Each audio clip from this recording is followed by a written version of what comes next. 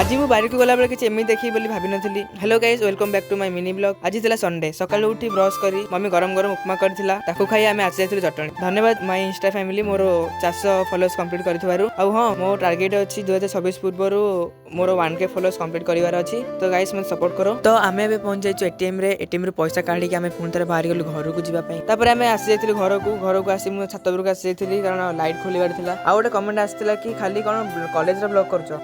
देखो मु गोटे स्टूडेंट, तो मु जहाँ डेली करूँ ता ही अपलोड करूँ कारण मोर सबुदिन रूटीन ही सेम। तो कथा भितर मो काम भी सब सरीगला। तलू आसला मम्मी मत कहला बाहर जाकि भुसुंगा पत्र नहीं आसू। मो बाहर को गला हठात देखली साप। देखो साप बिलेई केमी झगड़ा लगुच साउंड केमी कर किसी समय गला पर से गले हेरी मम्मी को पत्र देके आसली जेजों घर को आसिक मुझे गाधे बाहरी गली। चलतु गाधे सारा पर देखा मुझे गाधे सारा निद तो मत बहुत जोर लगे मुझे शोवा। ये आज मिनी ब्लॉग देखा नेक्स्ट ब्लॉग रे। जय जगन्नाथ।